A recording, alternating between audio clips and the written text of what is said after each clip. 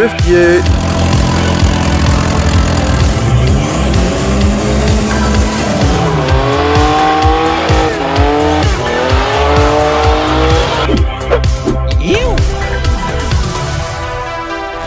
What's going on, guys? Welcome back to another video, and our first proper video from the factory. Really exciting. I've spent the last week basically moving in here, getting everything set up.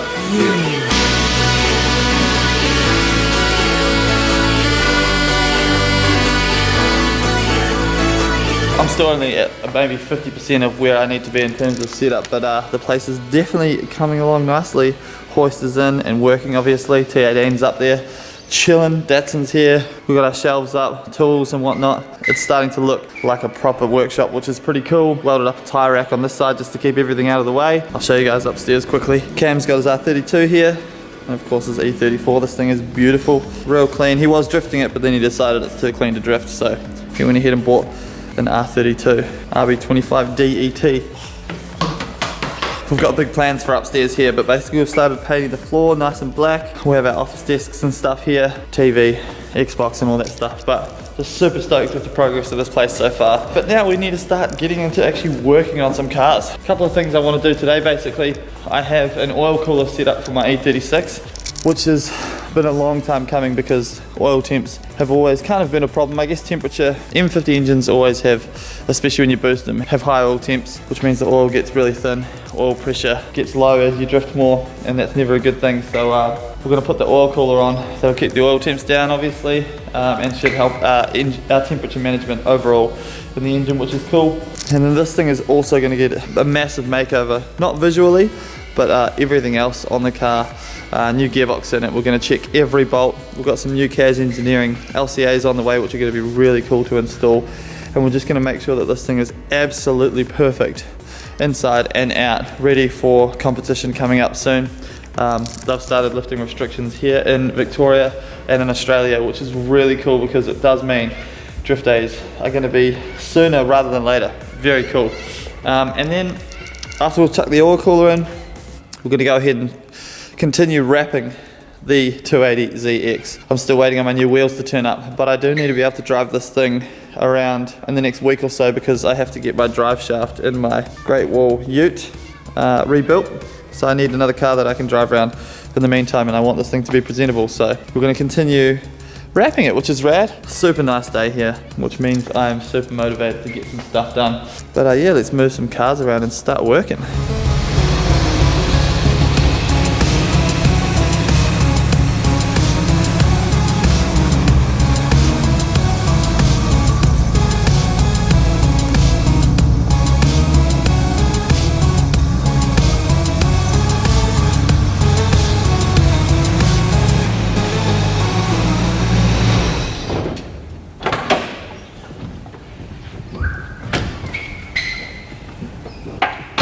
Alrighty, so first up with the oil cooler install. It's pretty simple actually. So I went out and bought this top hat, which goes literally on top of our stock oil filter housing. We're going to remove this stock top hat, and this will bolt in its place, and it has ports for AN fittings, and that will run to our oil cooler. So I bought this oil cooler with pre-made lines that just so happen to be the proper length for what we need. This is actually off a Turbo Toyota 86, nice aftermarket oil cooler setup. Got the AN fittings, looks super rad, so need to make a bracket obviously for it to sit up front, bolt the top hat down and run the lines. Super simple, but such a good upgrade for these engines. Keep those oil temps in check, son. So we'll go ahead and install it. I'm pumped about this, it's gonna look rad. I really need to clean up the rest of my bay though. It's still super dirty after it got sprayed with the fire extinguisher stuff. But I have given this car hell with this new valve cover setup, and it all seems to be sweet. No oil leaks, no nothing, no melting. Perfect, which I'm super stoked about. Alrighty, we've got our top hat here. We're just putting the AN fittings into the top hat. Of course, we've got thread tape on so that we don't have any leaks, because that would be terrible. So we'll chuck these in. Obviously tighten them up with the appropriate size wrench. Alright, now we're going to go ahead and remove the stock oil filter housing top hat, 13mm.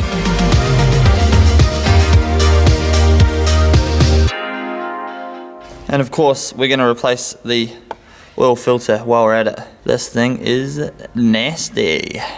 New filter, yeah. new is always better. We've got our O-rings on the filter housing, making sure that they are definitely in place. Yeah, look at that. The oil filter comes with a new washer that goes on the underside of this bolt. Just make sure it's all nice and sealed. Chuck that through. Do it up. And our freaking top hat is on, which is awesome and super easy. I like easy. That is beautiful. Top hat is on, looks awesome. Now we've got to fit up obviously the oil cooler. It's also got a hole tapped on the side here. I'm assuming that means that if you were turbo in your car and you didn't want to go off the oil sensor feed, which is a little bit more difficult down here, I've teed off mine, you can literally just go from the top hat to your turbo, which is super beneficial. So that would have made life a little bit easier had I bought this right from the start. So that's all good though. Cool, so all that's left now is to install our oil cooler. We've got some L brackets on the top here, and then we'll basically run the lines, the cooler around to behind the radiator, drill some holes up the top here, and bolt it in. Can't get any simpler than that really.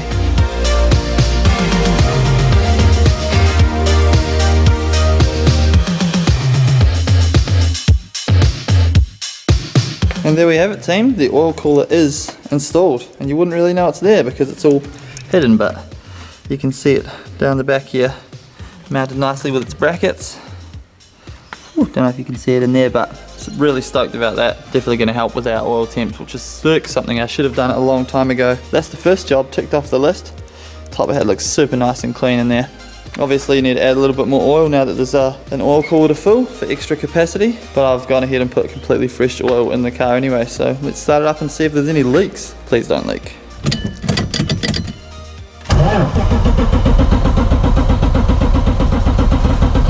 Just priming the oil because we have the new oil cooler in, so just want to be better to be safe than sorry.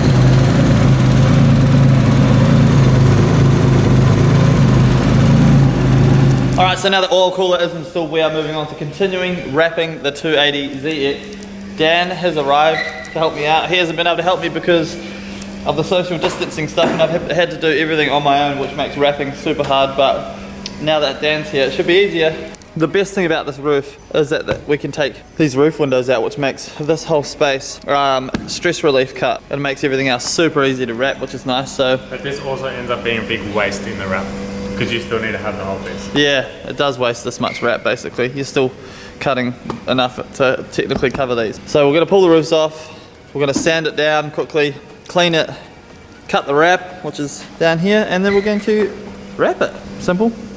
Let's go. Let's do it.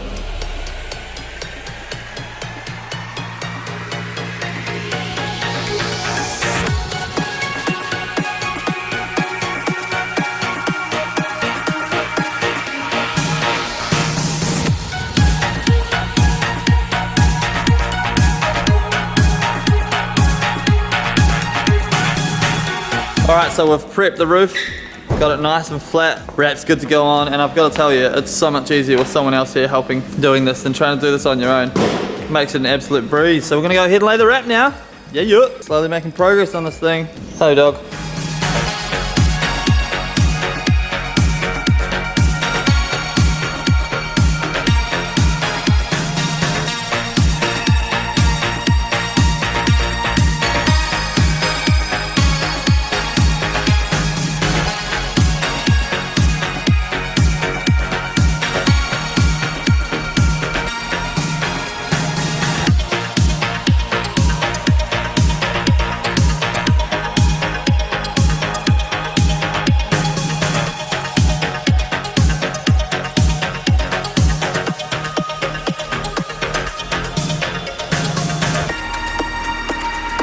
That is all she wrote for this one, guys. The roof is now wrapped, which is cool. We're starting to make a lot of good progress on this thing. It's mad. It was just cool hanging out in the factory for a day, getting some work done for the first time. Oil cooler's all in, which is awesome. I'm pretty stoked, to be honest. At the moment, I'm just getting little jobs done while I get the factory kind of sorted out a bit more and get it to how we want it. But we will start getting into the nitty-gritty stuff real soon, I promise. Next video, we are going to fully complete the exterior of the 280, have it looking perfect, put the new wheels on. It's going to be super exciting. They are just ridiculous, so that's going to be cool.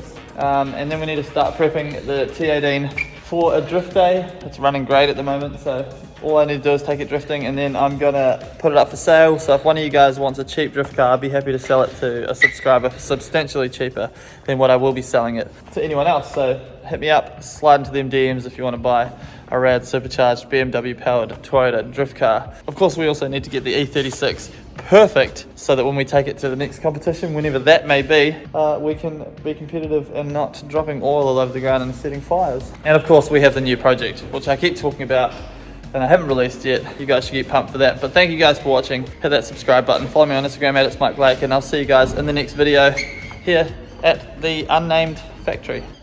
Peace.